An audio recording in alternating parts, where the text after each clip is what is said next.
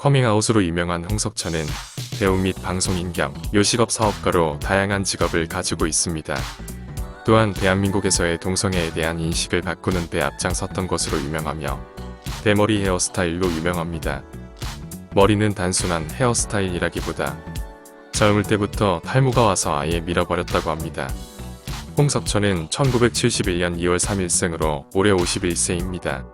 키 174cm로 남대전고등학교, 한양대학교 연극영화학과를 졸업하였습니다. 1995년 KBS 대학 개그제로 공식 데뷔, 드라마와 시트콤 등에 출연하였고 방송 활동 외에도 연극, 뮤지컬에도 출연하였으며 1996년부터는 MBC 공채 탤런트로 정식 데뷔했습니다. 남자셋 여자셋에서 여성스러운 성격의 패션 디자이너 뿌야송 역할을 맡아 주가를 날렸습니다. 2000년에는 뽀뽀뽀 진행자도 맡았습니다. 그러나 뿌야송 이미지가 너무 강했던 탓에 게이 아니냐는 루머가 돌았고 결국 2000년 9월 커밍아웃했습니다. 홍석천은 커밍아웃을 KBS의 방송 녹화 중 했다고 합니다. 홍석천은 해당 녹화본이 방영되어도 좋다고 이야기했지만 담당 PD는 그의 미래를 걱정해 편집했다고 설명했습니다. 하지만 이날 방송으로 인해 아름아름 기자들 사이로 퍼져나갔고 결국 모든 매체에 관심이 집중됐습니다. 여성중앙에서 소문을 들었는지 연락이 왔고 기자가 인터뷰를 하러 왔는데 말을 빙빙 돌리시기에 먼저 말을 건넸다고 합니다. 그동안 살았던 일들과 생각, 왜 방송에서 커밍아웃을 했는지 등에 대해서 이야기했다고 합니다. 오랫동안 마음의 준비를 했던 것이기 때문에 지면에 내도 좋다 라고 했다고 합니다. 그렇게 잡지가 나오기만 기다렸다고 합니다. 하지만 2000 시드니 올림픽 연예인 응원단으로 합류하게 되어 비행기를 타러 가는 길에 친했던 일간 스포츠 기자가 전화를 해서 무슨 인터뷰를 한 것이냐고 물었고 올림픽 응원관이 기다리면 돌아와서 이야기하자고 전화를 끊었는데 다음날 홍석천 나는 홍모다라는 제목의 기사가 나갔습니다. 확인되지 않은 팩트로 일면으로 기사가 실렸다고 합니다.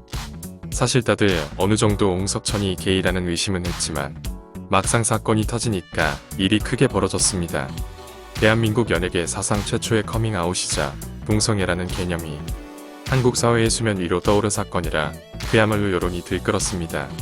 홍석천의 커밍아웃에 대해 소수의 사람들은 그의 용기 있는 행동에 격려를 보냈지만 동성애에 무지하고 심지어 혐오스럽게 보는 것이 주류 시각이었던 한국 사회에서 그는 더 이상 TV에 나오기가 힘들게 되었습니다. 그러다 웬만해선 그들을 막을 수 없다로 오랜만에 얼굴을 비췄고 김수현의 완전한 사랑으로 시트콤이 아닌 정극에 무사 컴백했습니다.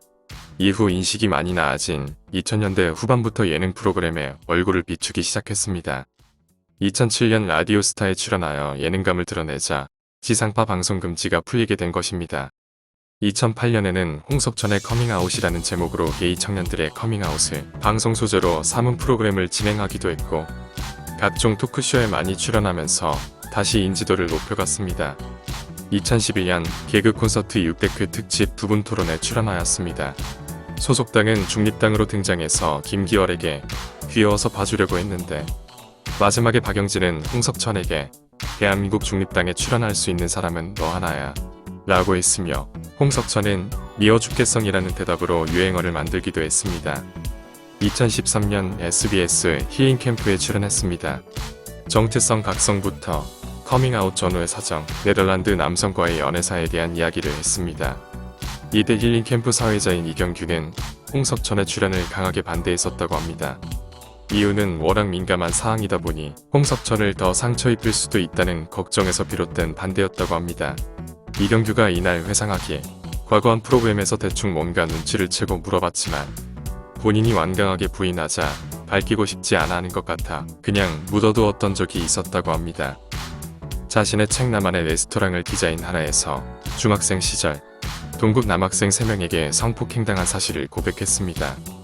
JTBC 박경림의 해피데이에 출연하여 가해자들은 지금까지도 사과는커녕 의식조차 하지 못하고 있는 것으로 보이며 홍석천 스스로만 그들을 용서했다고 했습니다. 홍석천은 심적으로 고생하고 있는 동성애자들은 물론이고 섣불리 자신의 정체성을 판단하기 쉬운 나이의 청소년들 그리고 동성애자들의 부모까지 넓은 범위의 상담에 개인적인 시간을 할애하고 있다고 합니다. 또한 방송 중 딸이 있음을 공개해서 세간을 놀라게 했습니다. 홍석천 누나의 이혼으로 인한 조카를 입양한 것이었습니다.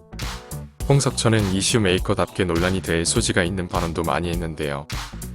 네덜란드에서 유부남과 3년간 교제했다는 이야기를 했다가 비난받는 일도 있었습니다. 이후 힐링 캠프 출연해서 이야기하길 만날 당시에는 유부남인 건 몰랐고 알고 난 후 갈등이 있었지만 상대가 정식으로 가정을 정리한 선으로 불륜은 아니게 됐다고 합니다. 그가 학창시절 때 성관계를 300명이랑 했다는 기사가 예전부터 인터넷에서 주기적으로 퍼졌습니다. 하지만 그는 과거 정영진 최욱의 불금쇼에서 생각해봐, 중학생이 300명이랑 섹스를 할 수 있겠냐? 그게 말이 돼? 충남 시골 전교 200명이 안 되는데 라며 그 발언은 그저 농담이었다고 해명했습니다.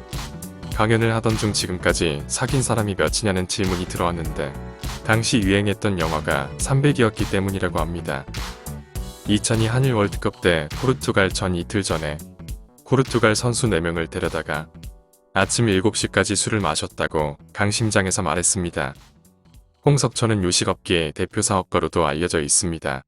커밍아웃 이후 방송일이 끊겨 힘든 시기를 보내던 중 홍석천은 생계를 위해 이태원동에 이탈리아 요리 레스토랑 아웃플레이스를 차렸고 그 후 이태원 지역에만 자신의 레스토랑을 연달아 차려 성공시키면서 이태원 재벌, 이태원 지주의 자리에 오릅니다.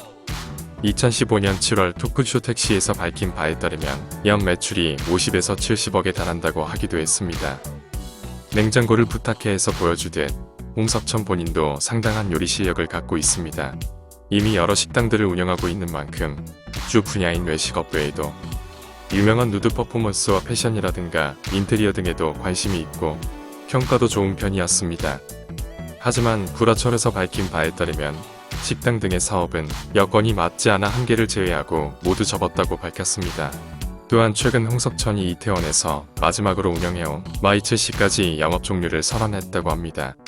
사유로는 코로나19로 인해 발길이 끊기게 된 것이 첫 번째이고 두 번째로는 이태원의 상권이나 시간을 중심으로 하는 홍석천의 가게와는 맞지 않게 밤 시간을 중심으로 하는 상권으로 변화했기 때문이라고 합니다.